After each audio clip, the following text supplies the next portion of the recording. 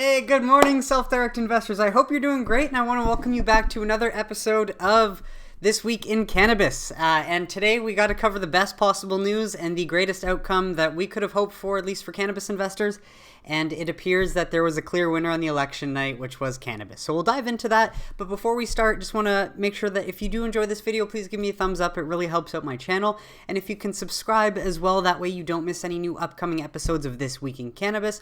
Also, ETF breakdowns or anything else that I will be coming out with and putting out. So and then lastly, being said, below, if you've not opened your self-directed tax-free investing account in Canada, the two top discount brokers, which are Quest Trade and Wealthsimple Trade, you can grab a link down there below, and if you sign up, you get a little bit of free money for doing so. I do as well. It's a win-win for both of us, and then you can always reach out to me, and I'll help you navigate the platform and help you get started. But as promised, I'm going to try and keep these short, so we're just going to go through each little bit of snippet and just provide some news of what's happened this week. So, I mean, hey, if you watch my series, I want to say thank you, but I'm just so grateful that I listed out the best possibilities, the possible outcomes of this election, and we won't know until the Senate is completely solved, which I'll touch base on. But anyways, it's heading in a great direction. Obviously, Biden won the presidency. We have a Democratic House. The only thing left to figure out is the Senate. But specifically, voters legalized the possession of cannabis for adults in Arizona, Montana, New Jersey, and South Dakota, while Mississippi and South Dakota also voted for medical cannabis legislation, or for legalization. So this was amazing, and this was actually something I learned watching, is that, it's not a federal vote, it's 51 separate states vote. So all states are voting on different ballots, and, as a Canadian interested in U.S. politics, I didn't know that, but that makes a lot more sense as to why you have all these different ballots on different initiatives on different ballots, and it's so important for these states to, and that's why the counting took so long. The states have to do it properly themselves, and again, that's the democratic process. Gotta love it. But so this is what happened. Arizona voted yes on their drug initiative, and to legalize cannabis recreationally for adult use was a vote for yes. Washington, D.C. actually decriminalized psychedelic plants, which is fantastic because obviously the Johns Hopkins studies for basically just addiction treatment, different things like that, helping people overcome addiction or PTSD, mental health. This was a huge win, 76.5%. Should Mississippi allow medical cannabis? 67.95% said yes. Should Mississippi establish this program? Glad that they, initiated that in the South too. And then we have Montana to legalize cannabis for adult use. 56% said yes. Set legal age for marijuana at 21 in Montana. Sure, as is with alcohol, 57%. And this was the big one, to legalize cannabis in New Jersey. It was voted yes. So this is absolutely massive, because this was kind of the state that's going to take the lead, and states around them like Connecticut, New York will likely follow, just because they're going to see so much tax revenue from this, the jobs, and it's just what states need right now based on the coronavirus. And then Oregon as well, decriminalize all drugs and legalize psilocybin therapy. Good for you guys, Oregon.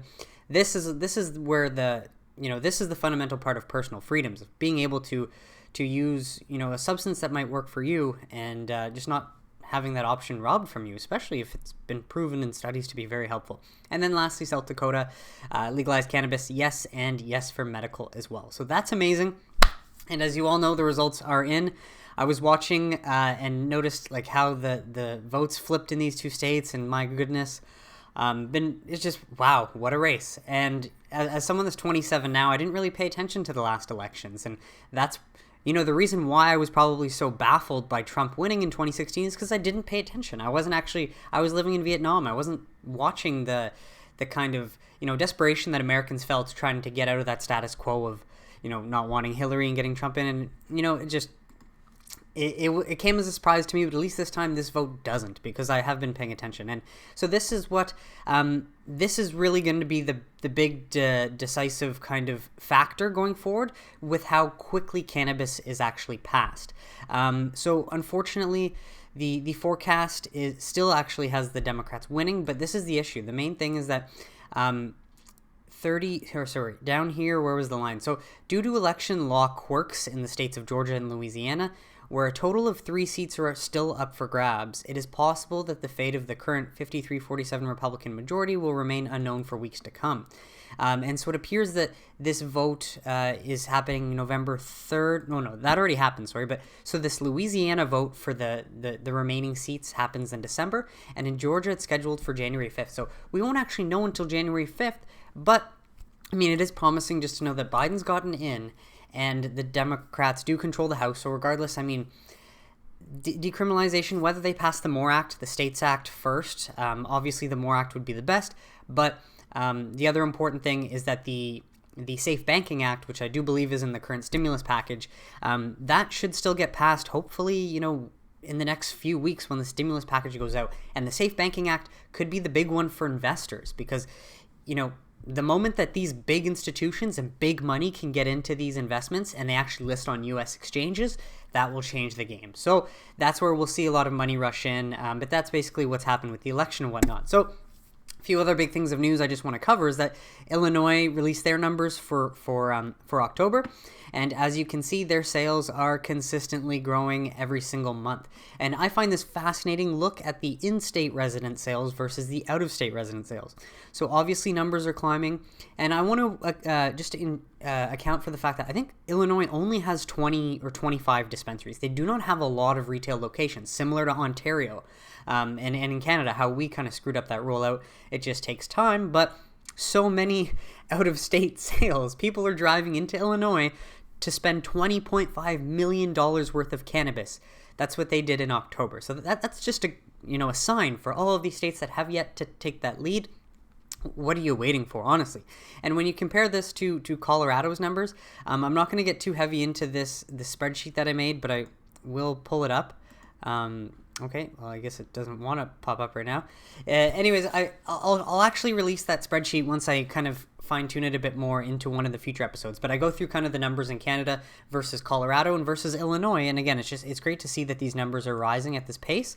And just the more normalized it becomes and the more stores that open up, those physical brick-and-mortar retail stores, that will... and of course, here it is.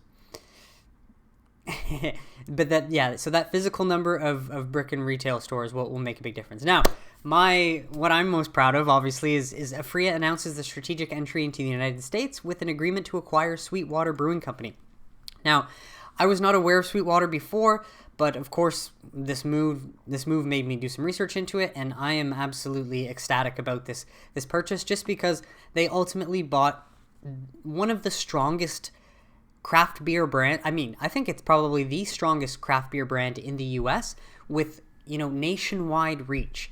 So it's very important that they got this company that's already established. The company doesn't sell anything cannabis related right now. They might be flavored as cannabis and it might be alcoholic beverages, but essentially Aphria now owns the number 2 best-selling beer and number 1 best-selling new craft beer in the U.S. Best part too is that the company is growing their revenues and they are profitable. So although it's an industry that is seeing slower growth, what this will allow Aphria to do is essentially market their Canadian cannabis brands into the US by like relabeling some of their drinks and adding that. So it's like people would be familiar with Riff, Broken Coast, Good Supply, all these different companies before even realizing that, oh wait, that's... this company also makes cannabis, and once U.S. legalization happens, whether it's 1 year, whether it's 2 years, it shouldn't be much longer than 2 years just based on the results. Although people think that $300 million was expensive for this acquisition, personally, I believe long-term you cannot beat solid brand, just like Coke, just like Walmart, Disney, these brands are huge, and if you look at forums, you'll see a lot of good feedback from people who live in Atlanta saying, oh, Sweetwater, they're huge, I love them, this brand's all over the place. So that's something that I wanted to cover this because I think this is a great deal, and I'm excited for Aphria. Now, Cronos released their earnings, and again, I mean, I don't know how anyone can be invested in this company, but for a company that valued over $1 billion US, they, again, had terrible results, bringing in net revenue of $11.3 million,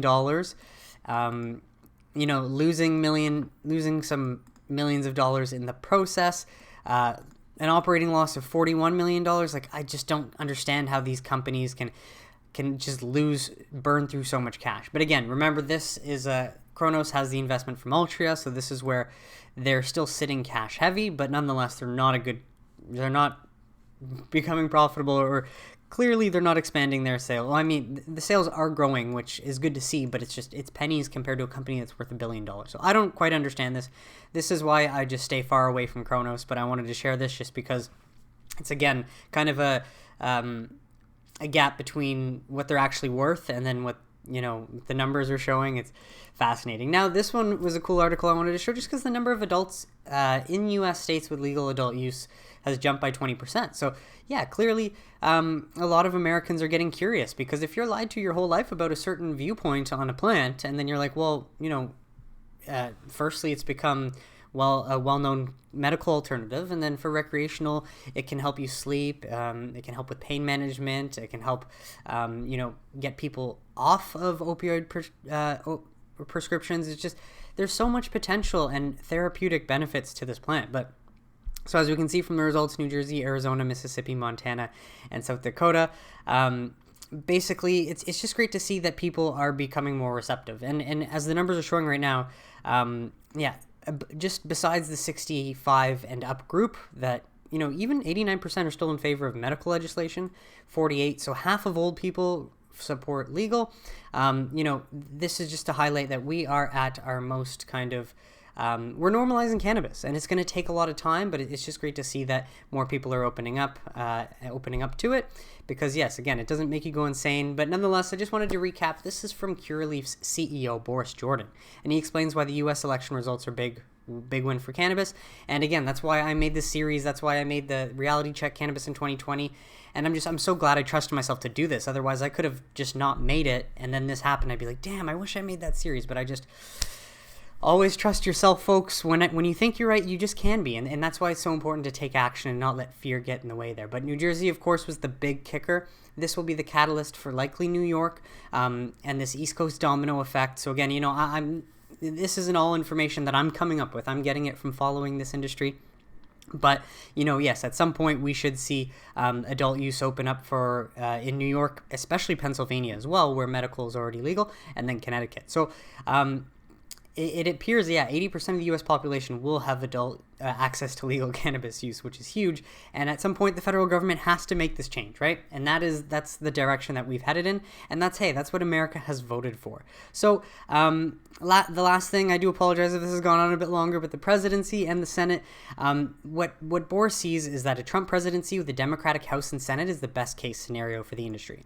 And I think that's because the Safe Banking Act would have been passed first, and then the other legislation would have come through after. So the Safe Banking Act would give these companies a lot more money and allow them to essentially improve their systems as best as possible, so that when full-scale legalization happens, these companies have a ton of cash and they're ready to jump in.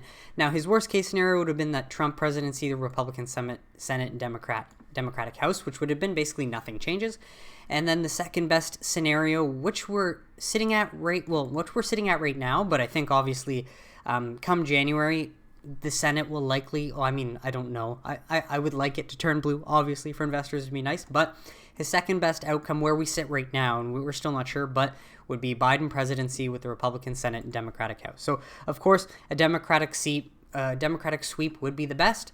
But it still takes time. And again, deregulation and decriminalization is a process. So, again, this is why right now is the best time for investors to get in, because next week I just see them soaring up and increasing from there. So what do you think, folks? Do you have any suggestions or comments? Let me know below. I'm extremely excited that this actually happened and panned out the way that I wanted it to, and that I'm sure a lot of cannabis or self-direct investors wanted it to as well. But folks, this is the time to pay attention. So let me know in the comments if you have any suggestions. Let's start a conversation. But nonetheless, if you enjoyed this video, make sure you leave a thumbs up.